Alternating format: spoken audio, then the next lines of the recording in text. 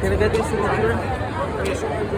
Someone's being mobbed for autographs on the floor of Comic-Con.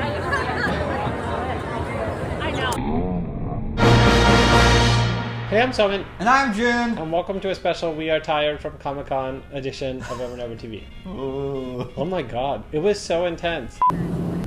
Soman, why do you look like a ninja? Soman, where are we? Soman, why is your pants unbuttoned? I think I've been doing too many squats. And my butt got too big. It felt like diving headfirst into a volcano. We've done a couple business trips, but this was the first one where we were unsupervised.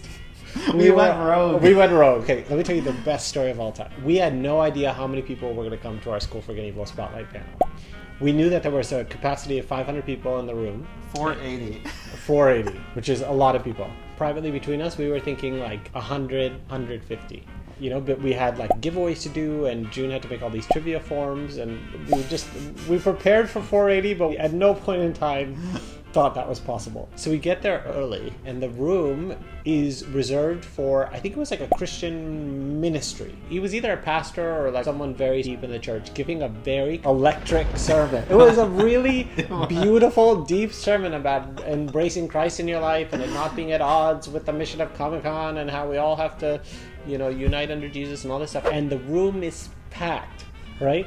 And we're sitting there in this packed room, and I'm like, oh my God, people came out for church on a Sunday.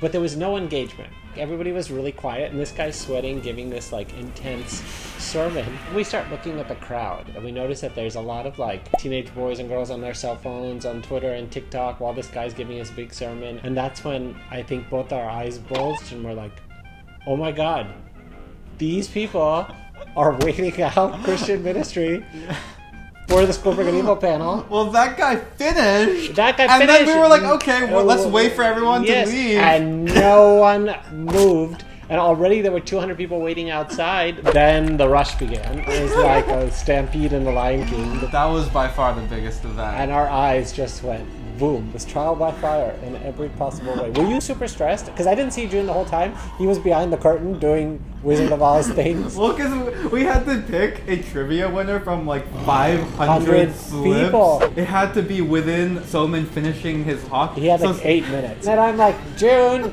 we need the winners. And I just found it. Dead silence. I'm June? like, coming! Okay. I still might do it. Okay, if you guys see the movie and make the movie ahead, we'll consider it. That's my challenge to you guys. What's crazy is that was just one of the days. There were two moments that I think both our eyes bugged out.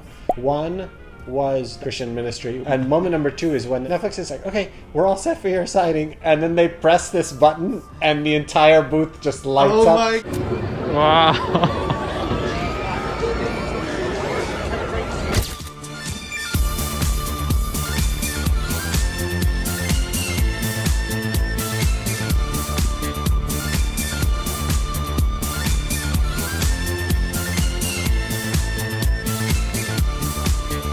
I felt like Madonna for an hour and a half. Other than that, with a few other panels, there were 2 days off that I went to LA and I was working on the sequel to Rise that comes out next year. What'd you do with your days off? I went to the zoo to look at some monkeys. June wanted as far away from Comic-Con as possible. And then we had the worst travel day ever to come back.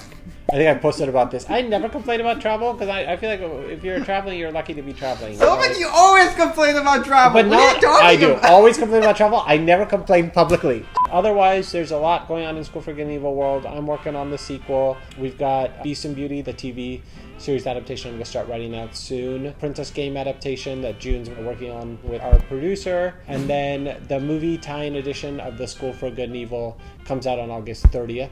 So you're going to want that with the exclusive on-set diary. That's a must-get for anybody who's a true fan of the School for Good and Evil, because you're going to want to get the behind-the-scenes of what happened on the movie, and it's all my very sort of honest account of the movie set.